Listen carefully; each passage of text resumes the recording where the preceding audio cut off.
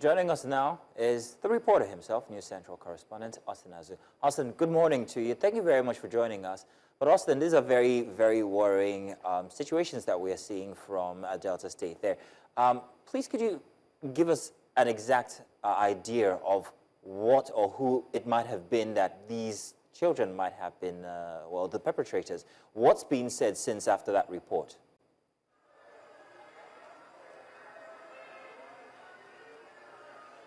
Good morning and happy Father's Day, Zeno, and good morning, Judith.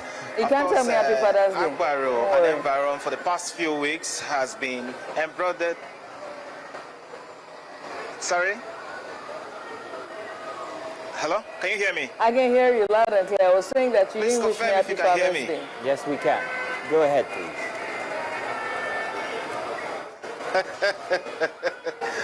Okay, thank you. Happy Father's Day. All right, Agborho and environs for the past few weeks has been embroidered with insecurity, and of course the women, the Egbo precisely, came out in their large number a few weeks ago to demonstrate over the occurring incidents of what they called incessant disappearance of their children. And according to what they said in that protest, they alleged that they were 26 in number. So we quickly activate our crew and went to Ughelli precisely, and thereafter went to Agborho. We stormed the community, we interrogated the residents of the community about what has been happening. And of course, we are able to get to the spokesperson for the Egbo, and the Egbo makes the spokesperson. And for the women, we engaged her. She told us everything they did on that very day. They said they went to the street to protest, they went to the King's Palace, they went to the police station, and they came back to their various homes, expectedly that they want a result. However, of course, you know, the media will take it up. We are able to look at the issues they raised, and we started amplifying it. We stayed on that story for about 2 days before the local government chairman came, went to the community and interfaced with them before he scheduled a Security Council meeting, which was this weekend, Tuesday.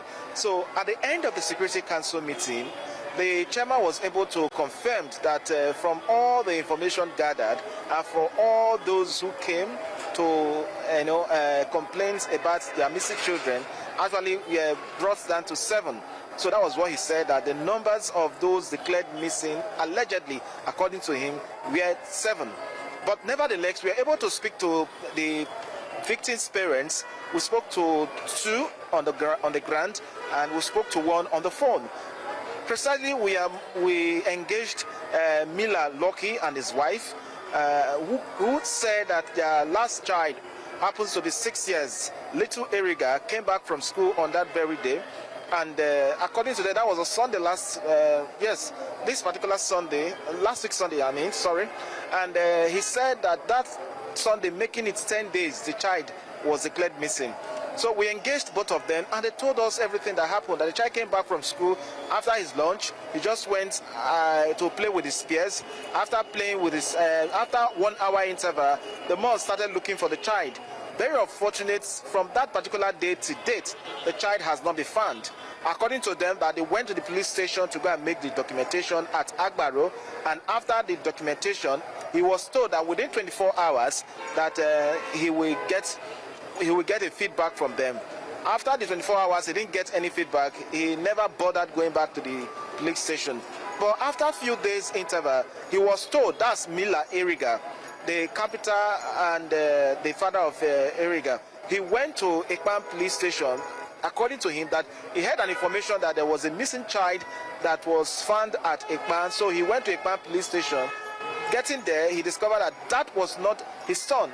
So he came back home. So after a while, he was just like, what am I going to do? According to him, that he went to various sources, that he has spent above 100,000 in going about looking for his child. Of course, I asked him, did you pay anyone that 100,000?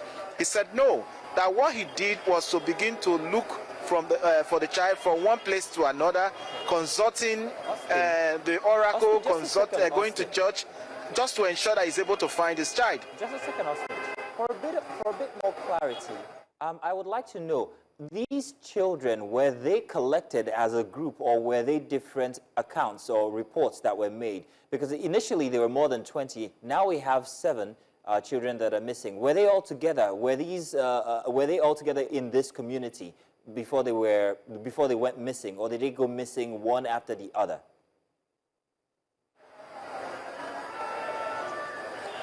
Yes, actually, they got missing one after the other, because from the people we interviewed and even from the spokesperson of the Agborho confirmed that the first incident they recorded was December last year.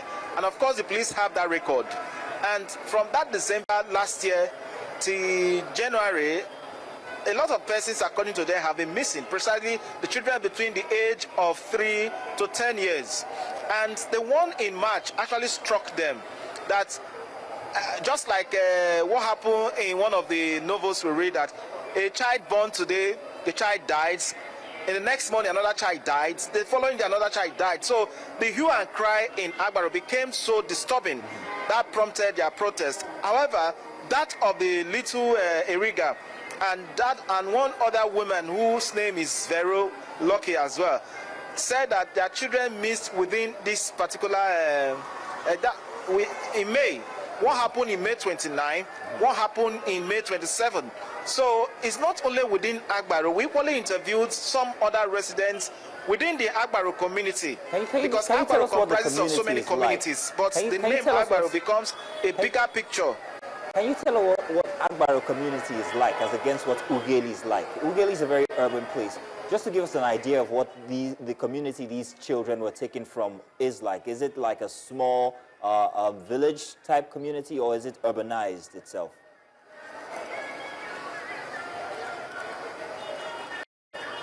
Yes, Agborho is not really urbanized compared to Ughelli. When you talk about cities or major towns in Delta, Agborho will not be counted among the towns in Delta, but it will be counted as semi-urban, because Agborho has an explosive population over a million, because the population is increasing on a daily basis. We have a lot of persons who have left Efrum, Warri, than to be living in Agborho because of the proximity to the twin city of Warri, Efrum, and Udu and environ. So a lot of persons come from those areas and they are living there.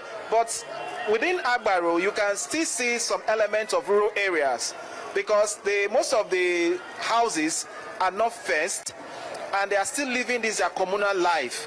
So imagine a child who came back from school after his lunch, just went to play with his peers, and of course you can imagine how it looks like, just like the rural setting where you have a lot of children clustered in one place to be playing and dancing and all those ones. So they still enjoy that their communal life system. Right. So it's one of the angle at which these children started, they started missing. Austin.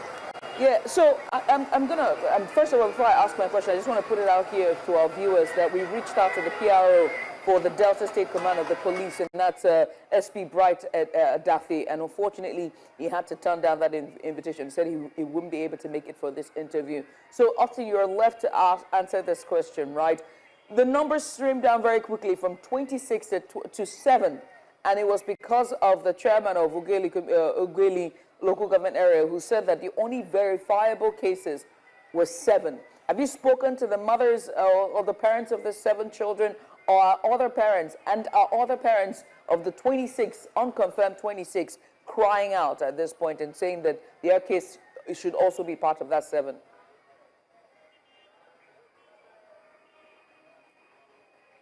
Yes, actually on that day of the Security Council meeting, we saw the mothers in their numbers. But however, after the meeting, they started going back to their respective places. But nevertheless, we were able to speak with some of them, particularly Mila Loki and his wife, Vero, the lady who spoke to, and one other lady but I can't remember her name now. But striking aspect of what happened in Agborho a day after, after most of these children were allegedly declared missing, and after the protest, we tried our best to reach out to the victim's mother. And of course, there was one particular woman who lives in Agborho. Of course, after the incident, she told us that she went to Abraka to go and meet her husband's people, because her husband's people, according to her, were pressurizing her, were asking her to come and give explanation of what happened to their son.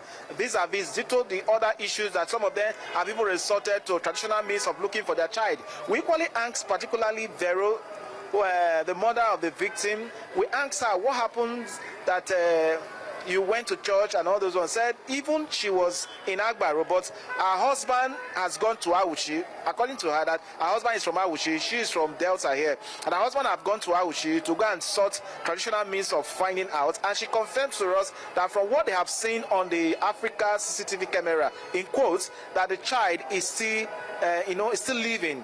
But from other people we interviewed, actually they made some allegations. From what the chairman just said, now you can affirm that they made allegations to the fact that scavengers are responsible for this incessant stealing of children in Agborho, and hence we alleged that because of this suspension has been placed to ensure that all the activities are suspended for now. But however, it's very painful that at the end of the censoring and the profiling, they were able to get 7 out of the 26 that we alleged, and out of the 7 that have been confirmed, they were told that their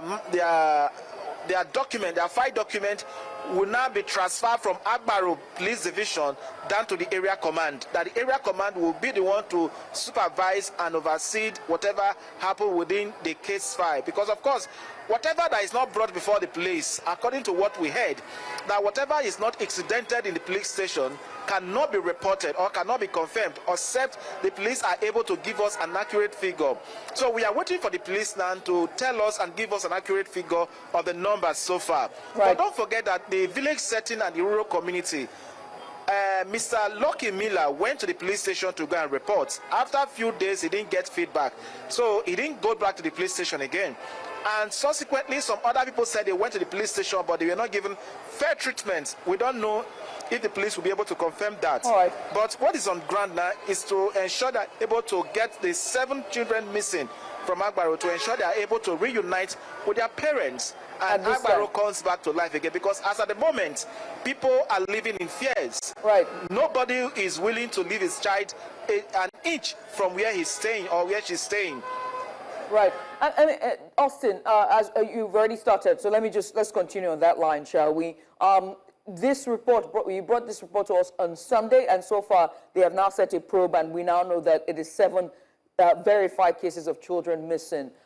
What's the latest in terms of the probe committee, or better yet, the panel that's been set up to inquire and follow up on this? What's the latest with them? Is there any leads regarding the 7 children?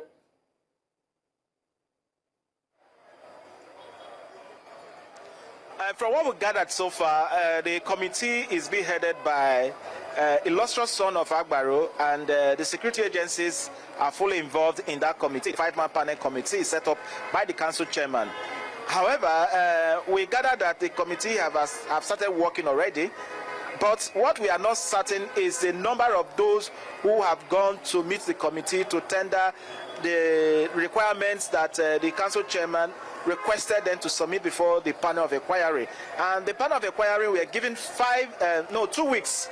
2 weeks to ensure they are able to expedite action and come out with their findings, so that the necessary relevant authorities will pick it from there. As we speak at the moment, from what the chairman said, that the state government is fully involved in this, the local government is fully involved in this, that if the police are not, their investigation are not cogent enough, that the council chairman will take it over from there. But he said that the police must first do their work to ensure they are able to establish the numbers of those who are missing, and establish their photographs, their names, and the pictures as their parents' name and their phone numbers, so that it will be established that these are the numbers of those missing. At the moment, what we are still hearing, they are all alleged, because most of them have not been able to provide the names and their photographs of these missing children.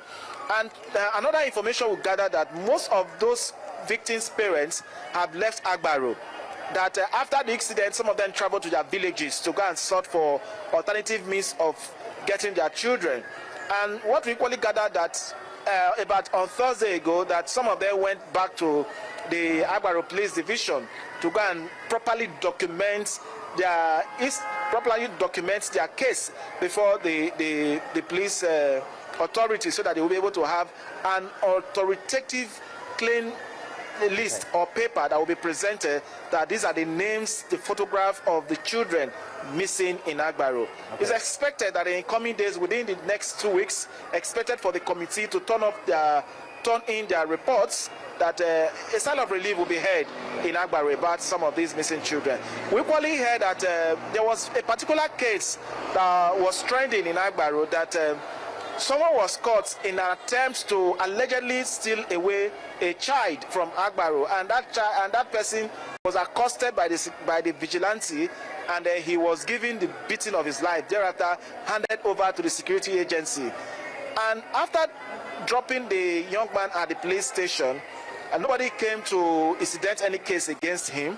And after a period of time, about a week thereabout, according to what we gathered, that the police let the guy to go. From the council security meeting, the chairman mandated that person should be recalled back to the police station and face proper interrogation over the incessant disappearances of these children. And I think it was 2 days ago that he was arraigned at the magistrate court in Agborho. And from what we gathered so far, he has been given a sentence. So we don't know the sentence that he was given, but we'll follow up with that story to unravel what happened thereafter. We are still on this issue to ensure that we're able to get to the root of this and get those children reported accordingly. Okay, so this might be my final question on this instance here. There have been implicative conclusions as to who the culprits might be. There's a ban on scavengers currently, and then there was also the mention as that these are activities of Yahoo boys. The question is very hard, but it has to be asked. If there seems to be a specific category of children that are being kidnapped, why are they being kidnapped? Has anybody perhaps maybe raised that question, why these children are being kidnapped, what they might be used for? I know it's very hard and sensitive, but it's a question that has to be asked.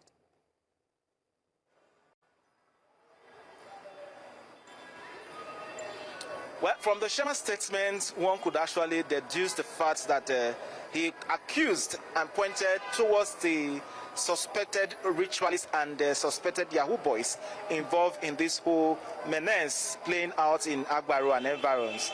And don't forget to that from Agborho down to Otokutu, in so many years ago was known for a very serious crime of ritual killings and so on and so forth, particularly under the bridge of Otokutu. So it became a scaring scene for most people who are applying that route. However, what has played out in Agborho in the past few weeks and the past few months are pointed towards that angle as well, because no sensible human being will come and steal away a child from his parents or her parents, knowing fully well that this child will become a very useful person to our society tomorrow. So all fingers are pointed towards ritual killings and Yahoo Plus and so on and so forth. But the police will tell us more about this to know what exactly these suspects are using these little children for. Imagine between the age of 3 years to 10 years. Of what use? What are you using the children for? Of course, we have seen some of these reports in most of the police parade, whereby we saw some parents, some individuals, trafficking children. We don't know if it's for traffickers, but we don't equally know if it's for Yahoo Plus or for ritualists. Okay. But all we are concerned is to ensure that we are able to get the roots of this and report to the public what has happened to the children, and those behind it, being dealt with accordingly. Right then. Austin Azu, thank you very much for bringing us that report and also for joining us this morning here. We hope that there is a conclusion to this story and that the parents are reunited with their children. Thank you very much, Austin.